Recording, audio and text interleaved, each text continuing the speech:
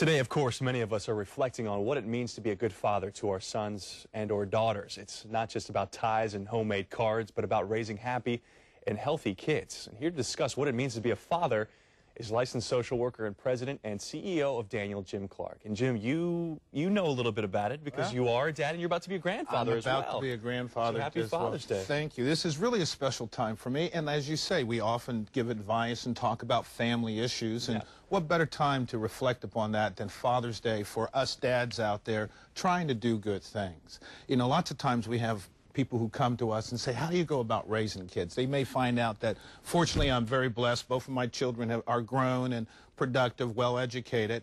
And I said, well, there are some things that you have to do. And all those dads out there, those fathers out there, know that once you have a child, you have some other eyes that will always be looking at you, and you have to be that model. There are two questions I think you say all fathers should ask themselves. That's correct. Am I a good model? Am I walking the talk? And by being a good model, are you showing your children how to go about and what's the importance of respect? If we want kids to respect us, we got to teach them how to do respect. We also have to talk about responsibility. Yeah, when you start something, when you do something, they want to see that in you. Are you going to be a responsible individual? And integrity. I think integrity is something that, you know, any white lie that you tell in front of a child can be extrapolated many times. So modeling, I think, is one of the most important things for us. Spending time with your kids, look, I mean, that's common sense. Most of us, you know, I'm not even a father, but obviously you want to spend time with your kids. I think a lot of people know that, but doing it, that's a whole different thing. Yes, and, you know, just like we schedule work, sometimes as dads, we got to schedule time with our kids as well. Those are some of the most important things that you'll never be able to get back. So you want to make sure, turn off the TV, make sure that you're doing those kind of things where you're asking open-ended questions, eat dinner as a family, communicate, and one of the most important things, of course, is to listen.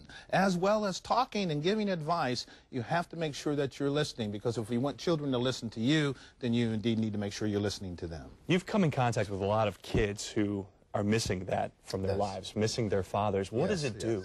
Well, there's always that separation, but dads out there, we know about 48% of dads may not be home because of business, because of deployment, or because of divorce.